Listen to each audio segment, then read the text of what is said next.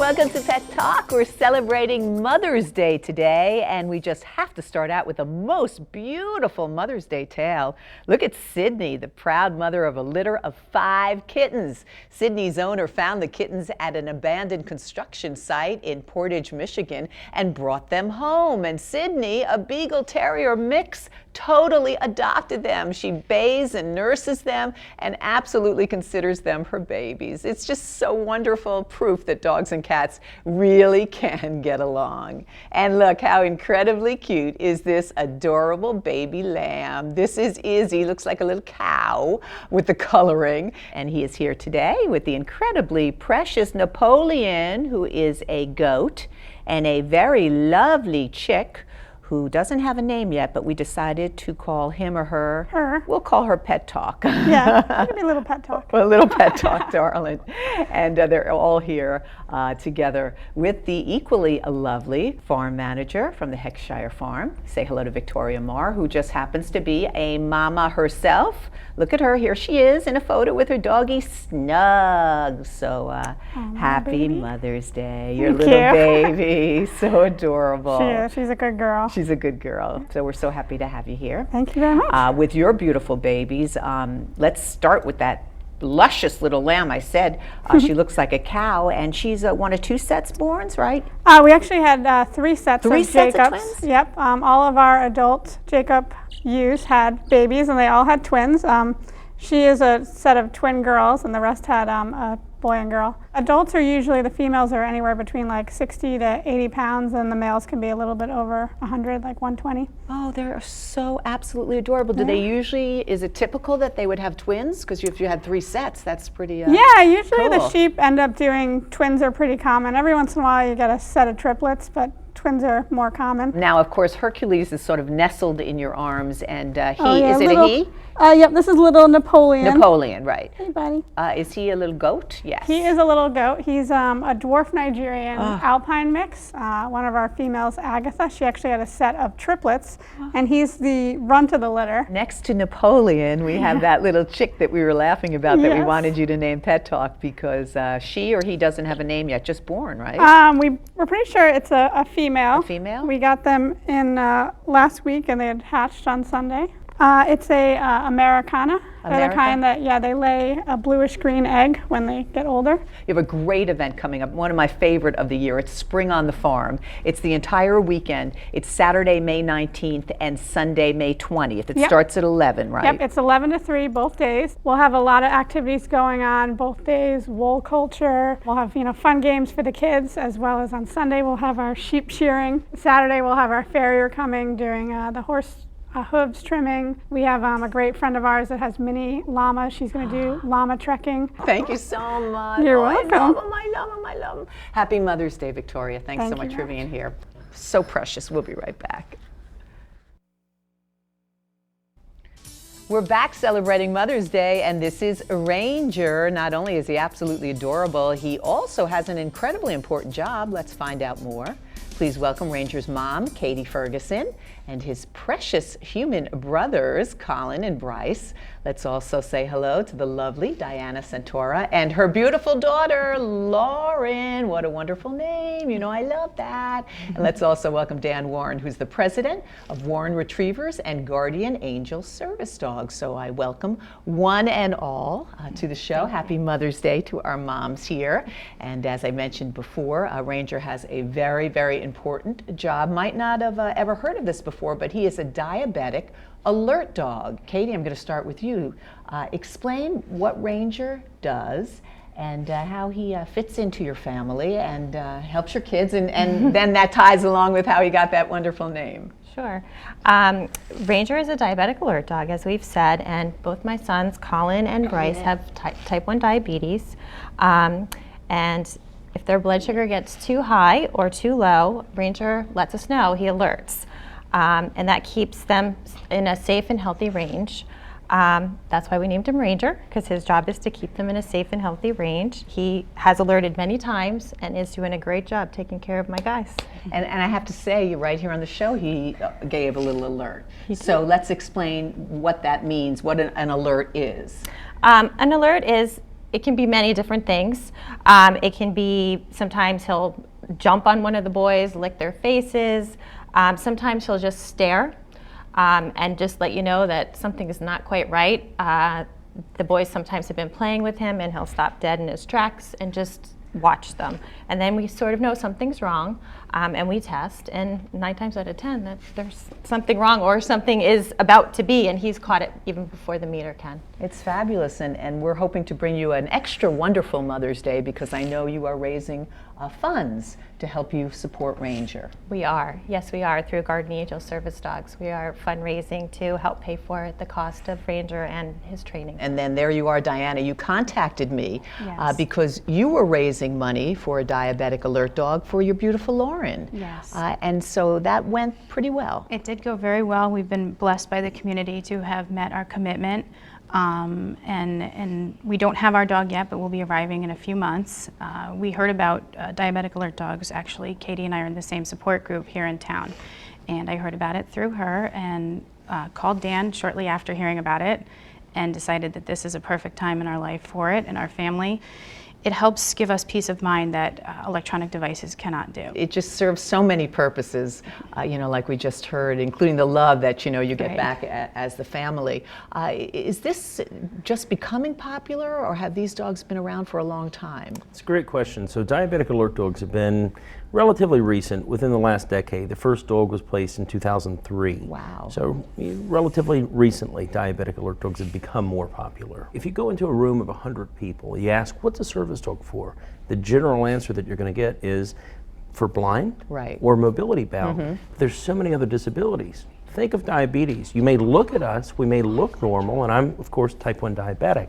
You may look at us, we look normal, but you don't know what we're dealing with inside. Right. So it is an invisible disability, which are different ranges: post-traumatic stress, traumatic brain injury, diabetes, seizures, celiacs. There's so many different So things. many, and It you is. train dogs for all of those. We do, absolutely. Which is, really quite wonderful, and I think something that our viewers will want to learn more about. Let's first of all tell our viewers how they can get in touch with you. They want to learn more about your dogs, one of them being the diabetic alert dog, but you cover other disabilities too. Where can they course. find you? So they can visit 2 websites. For diabetes particularly, it's www.diabetesalertdogs.com. For our nonprofit, which serves all invisible disabilities, is www.guardianangelservicedogs.org.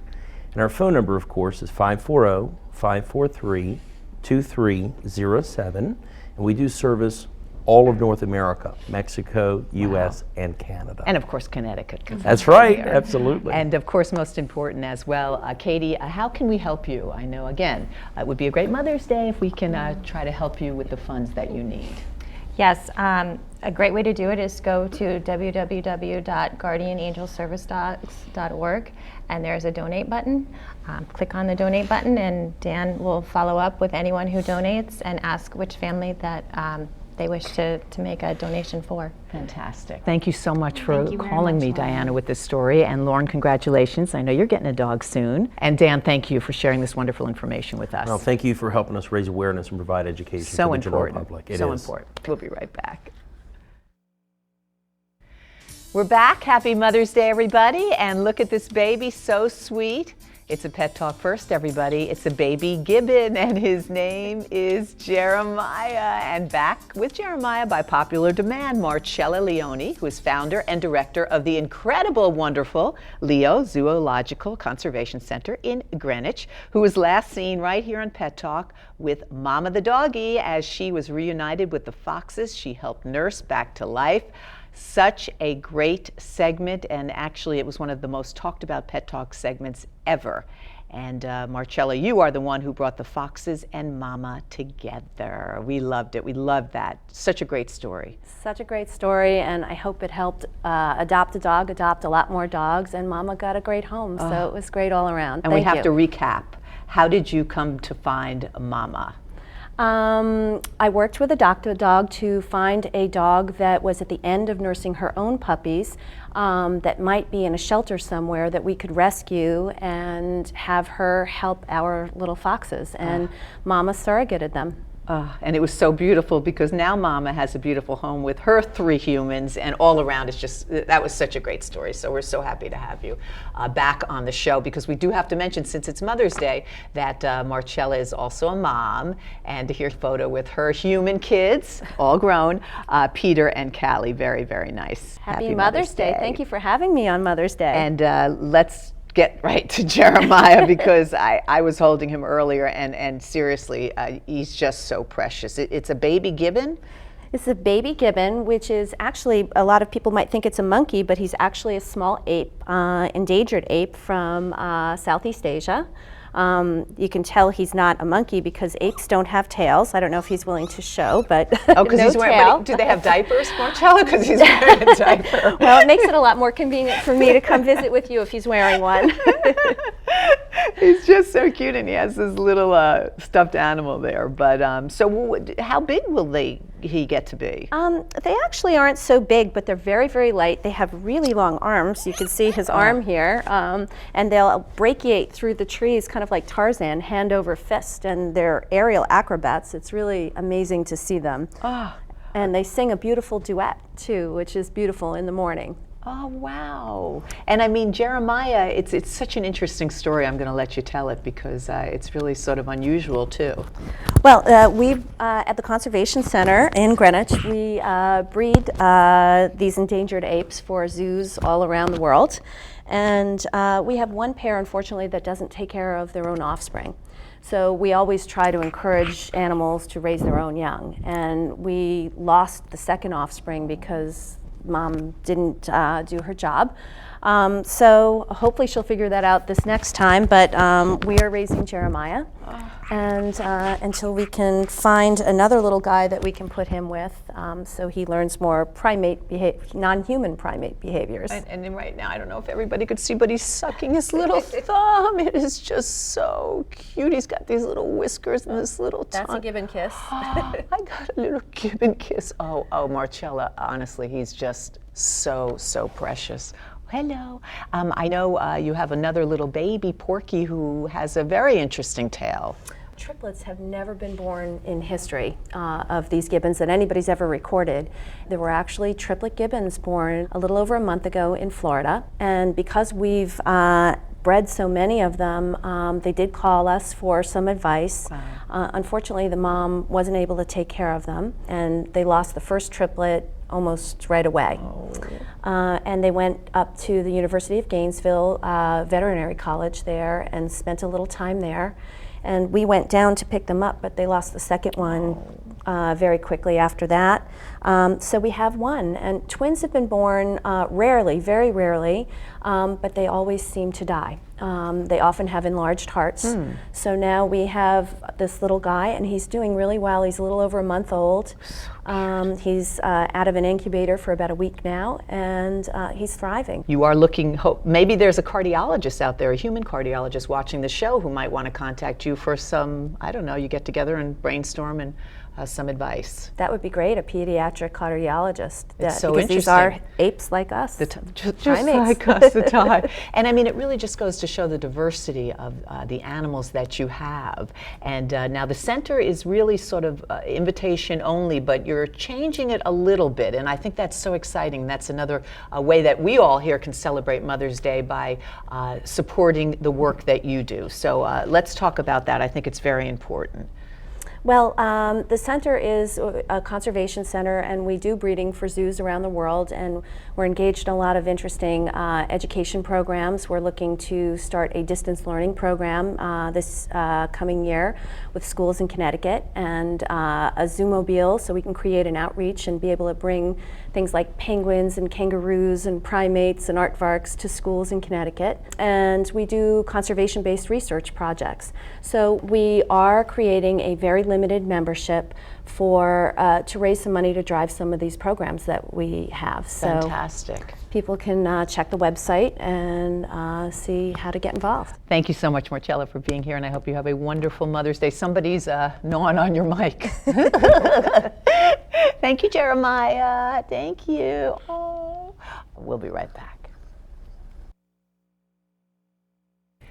Welcome back. So glad you could join us as we celebrate Mother's Day here on Pet Talk. And since nobody can cook like a mom, please welcome back to the show mom and professional chef Valerie Sorensen, owner of Kiss the Chef Catering, serving Fairfield and New Haven counties, and now returning by popular demand right here on Pet Talk. Also here, two of her wonderful babies, Wally and Justin, with her stepdaughter Erica. And of course, happy Mother's Day to one and all. We're so happy to have you back, Valerie. We know you are a huge animal lover. You have other babies at home. We're going to show some of their photos, and all of them rescued too, so congratulations on that. That are not are those two. All the cats, the dogs are all rescues other than the two that are here. You have been very busy, and one of the things that you focus on is the catering and also educational programs. Yes, I do a lot of, well, I was doing a lot of cooking classes, and I had lined up a few for the spring, but we had to put them aside for a bit because the catering business has taken off. We've been doing a lot of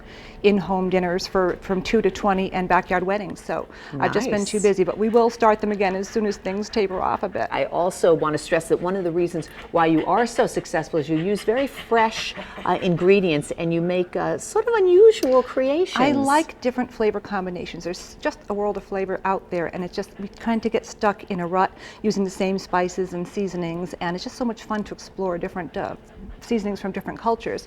And we're going to use one of the spices today we'll be using is a very underused spice in American cooking. We're also going to have a pet recipe on our Facebook page, so we have that as well. So let's get started. We're going to make something that's really unusual.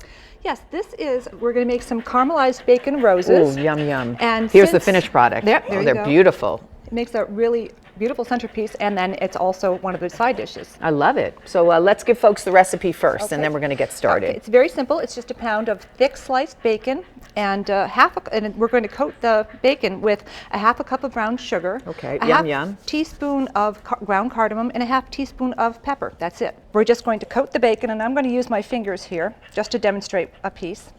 And then so that's right out of the package. Right out of the package. And what you need to do is set up your cooking station. You're just going to coat it lightly but evenly. Okay. And we have a prepared cookie sheet which has foil lining, and it has sprayed with cooking spray so that it doesn't stick because of the sugar. It's very sticky. Once you coat that, you're going to put that in the oven for 350 degree oven and in the middle rack. And then after 20 minutes, you're going to turn the tray 360 degrees, and then we have here a prepared rack. It's just a baking rack, a cooling rack, and a mini muffin tin. Okay, so basically taking a piece of bacon, so that's pretty easy. Anybody can do that. Yeah. And put it the on important thing is, right, it seems like you have everything tray, ready. Everything's sprayed, yeah. And then you just lay it out there, nice, okay. So if we were going to do that, we would do it obviously with all four.